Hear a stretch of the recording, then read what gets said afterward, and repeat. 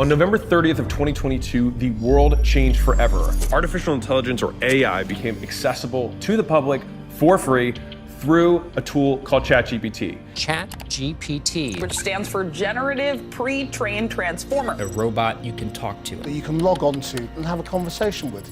And it went from 0 to 1 million users in 5 days, which is the fastest any platform has gotten to 1 million users. It took Facebook 2 years, it took Instagram 2 years, it took Pinterest 4 months, and it took Angry Birds 35 days. I think that it has the potential to unravel the very fabric of capitalism itself and what it means for us as individuals. And a little bit later in the video, I'm gonna tell you how you can capitalize on this to 10x how much you make, rather than being afraid of it in the short term and curling up in a ball and putting your head in the sand and like hoping it goes away. It's here and it's only gonna get more dangerous and powerful. So there's 5 major areas that I think it's going to completely turn on its head. Number 1 is the nature of work itself. The second is how businesses operate. The third is the economy overall. The fourth is how we interrelate with one another on a romantic setting, how we choose mates, how we seduce, how we have sex, all of that stuff. And finally, the nature of life itself and how it actually extends to interplanetary life and whether or not aliens exist here on Earth. I'm not a big woo-woo tin hat guy, but I think if you actually think through the logic, there's some really alarming conclusions that you can come to. AI is going to be the biggest shift in our lifetime. It is the equivalent, in my opinion, of the moon landing, except the only difference is that it will actually change all of our lives rather than just being a picture to say that we won the Cold War. Different than the internet, phone systems, television, because what those did was they reshuffled the workforce. This has the ability to remove or eliminate the workforce altogether. Cryptocurrencies in general had the potential to overturn the financial institution. AI has the potential to overturn the human institution. I try to convince people to slow down AI, to regulate AI. I tried for years. If you don't know who I am or you're new to the channel, my name is Alex Hormozi. I'm the founder of Acquisition.com. We're a portfolio of companies that does over $200 million a year, and I make these videos so that you can use them and make lots and lots of money, and hopefully you become a company between $3 and $100 million, and we can invest in your business and help you scale beyond that. So in order for us to productively talk about AI, to understand what the terms we're actually talking about are. AI is a type of technology that helps machines or computers do things that normally need a human brain to do. Stuff like learning, solving problems, making decisions, and understanding what we see or hear. The thing that made the release on November 30th so wild is that ChatGPT democratized access to AI for the first time because it had an interface that we could all use, chat. They created a massive language model that allowed it to understand our prompts and queries and be able to translate that into machine speak, get the answer, and then retranslate it back to us in human speak. That is what made it so powerful, because now all of us can use it. Right now, ChatGPT spits out words, sentences, paragraphs, articles, and even entire books. It can write legal documents, it can write sales scripts, it can write video scripts. The list is literally endless. I asked it the other day to write a cold email to a plumbing company for marketing SEO services, and it spit it out. And then I said, cool, make it funnier and shorter. Spit out another version. And I said, great, turn it into a text message. Did it. Turn it into a tweet storm. Did it. It's difficult to comprehend the extent of it because it's only really limited by our ability to ask the right questions, which I'll get to later because it's going to be very important in terms of how you choose to use AI. That's just words as the output, but we understand other things. We can interpret images, we can interpret videos, and we can interpret sounds. And the crazy thing is that AI can do that too. So OpenAI also runs DALL-E, which is an image engine generator. And so if I said, hey, give me a guy smoking a cigar, looking over a beach where there's a dragon. Now make it in Van Gogh painting style. Crazy.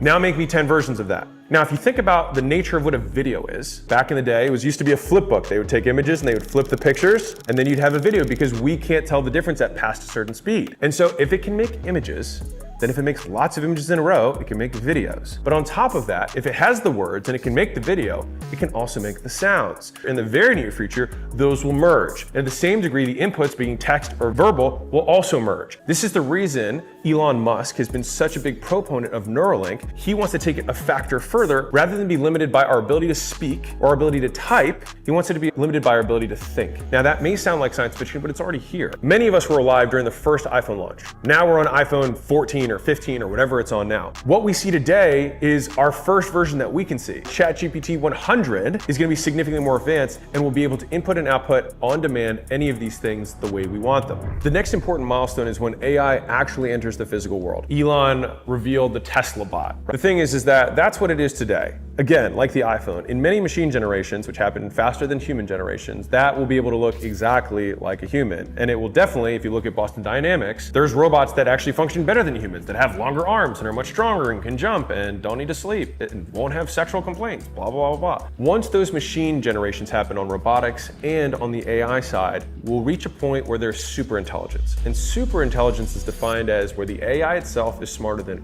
all humans put together. I think it takes like unique human arrogance to believe that AI cannot supersede humans. At that point, the world will change significantly. This is where access to the superintelligence will become the most valuable resource on planet Earth. For example, if I were to say, hey, build me $1 trillion company, it could in real time write the code for the product, write the scripts for the ads, generate the videos for the ads, directly interface with the media buying, place the ads where it already knows where the targeted audience is, push those targeted audience's eyes to landing pages that it had built with scripts and videos that it had built, and then transact, all from a single prompt. Who determines who gets the access will be a really important question for the future. The second is what will govern the types of prompts and queries that we can ask it. So if we said, how do I wipe out the entire human race for less than $100,000? We don't want it really answering questions like that. There's going to have to be some regulation around this because the thing is, that's a lot of power. If we had 1,000 times the rate of innovation, it would be the same as having all innovations between the period of enlightenment and today happen next year. And so that gives way to the last step in the AI evolution, which is the singularity.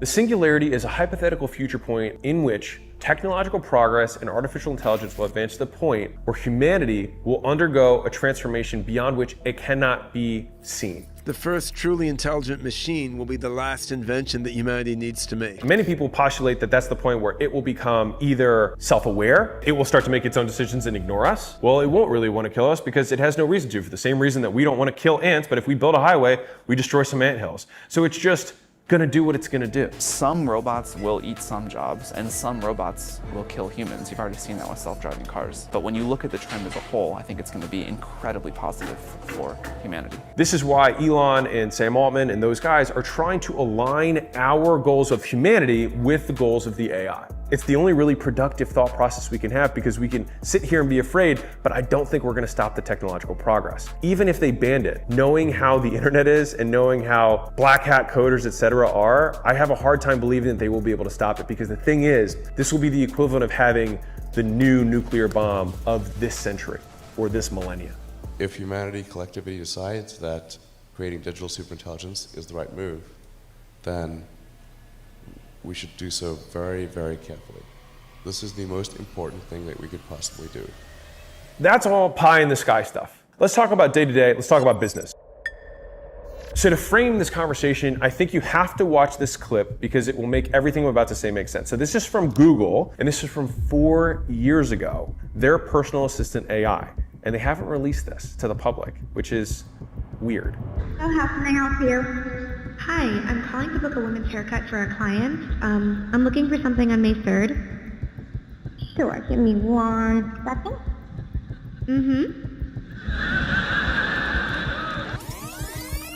First name is Lisa. Okay, perfect. So I will see Lisa at 10 o'clock on May 3rd. Okay, great. Thanks. Great. Have a great day. Bye. That's the baseline. That was 4 years ago. Now imagine it was a sales call and we have sales AI that's listened to 10 million sales calls. This is the types of things that these people say in these situations. I will say the same thing. And then it iterates and learns over and over again. The AI can live 1 million lifetimes in terms of the amount of volume it can churn through and process and learn from compared to a human. So the best sales guy is gonna have this much experience compared to the best AI sales guy. And so if it can have those calls 24 hours a day in real time to whatever prospect you want, you may even imagine a world where you ask the phone teller, hey, are you a human? And when they say, no, I'm AI, you're relieved because you're like, thank God, I'm talking to the best version of this who can handle my problem right now. So if you were to have asked people, what jobs do you think AI will replace first? Most people said first it'll replace the low skilled jobs, the physical labor, and then it'll be the low skilled white collar jobs, and then it'll be the high skilled white collar jobs like programmers and coders, and then finally maybe it'll replace the creative jobs. But what's interesting is that it actually happened in the reverse order. If you're a copywriter, this has serious implications for you. A logo designer, this has serious implications for you. Customer service, 24 hours a day, in real time, immediate feedback. What happens to all the physicians? It becomes immediate and more accurate for us to have access to a medical AI from our homes. And it can see us because it can interpret data visually too. If you're in finance, it will be able to take all of the raw data and realign it and put it into beautiful Excel sheets. A friend of mine has a father who's a medical malpractice attorney. He asked it to write an argument for why malpractice should not be capped in terms of how much a lawyer can make on a malpractice suit. And then it outlined an entire argument for why it should be uncapped. It happened to be almost identical to the argument that he had after 40 years of experience. You see videos like this, you see all these people on YouTube, you see Instagram posts. Well, what if the AI reads every single Instagram post of all time and ranks them by highest performing, and then merge that with video and deepfakes? We will have pundits and influencers that don't exist. Imagine you could create the perfect celebrity or the perfect spokesperson or the perfect porn star. And with deep fakes, they can work 24 hours a day, say exactly what you want, and what they say has the perfect tone and made to just stimulate the shit out of our dopamine centers. And we're just gonna be plugged in because it knows what we like better than we do. If you don't believe me, go to thispersondoesnotexist.com and just keep refreshing it and it will show you new people. Now, if you remember earlier, a video is made of multiple images put together back to back to back. If it can make an image of a real person, it can make many images of real people. If it can make many images of real people, it can make a video of a real person. And then we'll have questions of verification. Did President Biden say that?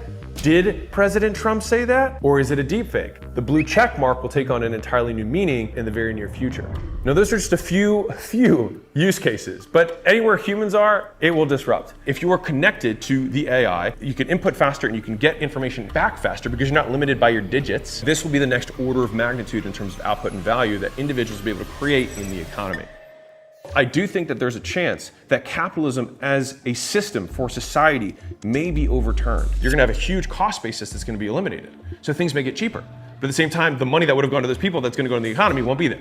The point is that I think there will be significant changes to capitalism overall. Now, one of the nice things, Sam Altman, who's the CEO, they have actually been undergoing the largest UBI study, so Universal Basic Income study, as a result concurrently with this technology. So he knows what they're making. We're going to have an opportunity to push the reset button and think about the world we want.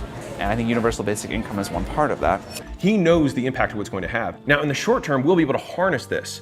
And this is what I think will foster in, at least in the short term, a golden age for humanity in terms of what we're going to be able to accomplish scientifically. I believe that we will be able to achieve nuclear fusion. Fusion is renewable, clean energy for everyone. When you reconstruct the energy infrastructure upon which all of society is laid upon, it changes everything. And so in a very real way, this will be a more significant change or revolution in humanity, in my opinion, than the Industrial Revolution, which changed everything. But let's talk about a very different topic. Let's talk about romance. This is where, in my opinion, it gets a little bit scary. The bottom tier of society have a harder time getting mates, girls or guys. Imagine if we've studied 1 million Tinder conversations to get the first date. There'll be tools probably called First Date AI that can AI from first convo all the way to the date getting set. So let's take it a step further. We have the phone version of this, and you can hear a voice that has been tuned to your preferences of the exact type of voice that you want to hear, that talks to you and listens to you like the kind heart that they are, and they don't care that you talk too much and you only talk about yourself. And when you say these weird things, they just let it go. Because we think we're more complicated than we are, but we really just have inputs that our brain interprets from an electrical signal and then assigns meaning to. And once you know the inputs, you just hit the buttons. And that's what it will learn how to do. Now we fall in love with robots. Take it a step further. The Tesla bot, 5 generations, 10 generations from now, looks like a human and now has that in the brain. What happens when the robot humans are more attractive, more loving, more caring, more considerate, and cheaper than a spouse? Before I explain how you can maximally use this to make the most money and live the best life in the short term based on the skills that we have today, indulge me for one more moment because I think it's really profound and I think it's going to change the way you see the world. Let's talk about aliens. Pull it up, Jamie. Joe Rogan and many people have talked about alien technology and like, what if there was a UFO that was captured, all that kind of stuff. So let's put a pin in that. Play this out with me. When humans want to explore the universe, what do we send first? We send Mars rover. We send a robot, right? Right. If aliens are further ahead of us, then it means that they probably have AI. If they're going to send something, they would probably send a robot. Why? Because a robot doesn't need to eat, it can live for a very long time, and it can survive in harsher, different climates than biology can. On top of that, it can work on itself, whereas biology cannot. So aliens might be here, but not necessarily in their physical form, but in their AI form. Because if we can create robots that perfectly clone humans, so can they. And that may be who they sent, or what they sent, to check out what we're doing. AI would be the perfect thing to send to another planet because up to this point, when we send something, it takes 5 years for it to reach whatever planet it's on. And so by the time it's there, it's really old technology. And so it makes sense that you'd want to send something that is completely adaptable and can rewrite its own code. Space exploration may be done by AI more than it is done by humans because this stuff, our flesh, we're super easy to kill. But the AI can live super cold, super hot, no oxygen, lots of oxygen, it's good. And once we solve fusion with it, it won't even need the sun. Which leads to one question about life itself. If we define death as the inability to receive inputs, so like when you die, you can't receive inputs anymore. And we define personality as the conglomerate of our actions and behaviors as a result of our past experiences, then if I were to upload my thoughts and behaviors and past experiences, how I talk, how I speak, how I think, etc., into a cloud drive, and then it were able to pass the Turing test, everybody I know couldn't tell whether it was me or a robot version of me, then is it me? And if that thing can now go travel planets, is it humans that are traveling to planets? Or is it an AI cyborg version of humans? I don't know. Interesting questions. And you're like, okay, Alex, you took me to romance, robot wives, and aliens. How do I make more money today? So the first thing that I would ask is that you adopt the mentality that AI isn't here to replace me, it's here to supercharge me. Why do I say that? Because if you adopt the other one, you might as well just throw in the towel now. You have to embrace change. It's part of humanity. Technology moves, we got to adapt. If AI can condense our inputs, so if I say, hey, go read this book, distill it down and then give it to me, I can now read a book significantly faster. If I say, hey, AI, go summarize all my email and all my Slack messages and predict what I'm going to say, and then all I need to do is validate it, I can do a day's worth of work in a few minutes. I think of ChatGPT and AI of the future as a filter through which we will perceive the world both in and out. Think of it as your home screen. You read everything through AI because it has already distilled it down to the most important nuggets for you. Then in the output side, it makes predictions on what you would say normally, and it continues to get training it better, and then it sends it. We can consume 10 times the information and produce 10 times the output, which is a 100x increase. So that's level one. The next level is the expert level. And these are the people who are losing sleep over being like, oh my God, this thing can now do my job. If you're an expert, what used to take you 90% of your time, which is generating things, you now expand most of your time to using the machine to generate, and then you spend your time doing QA and validating the information, making tweaks. And so in a very real way, using these tools, you become more valuable to the companies that you work for or the clients that you serve. I'll leave you with this. This video was made entirely by AI, and this is a deep fake. I'm just kidding. But someday, it might be.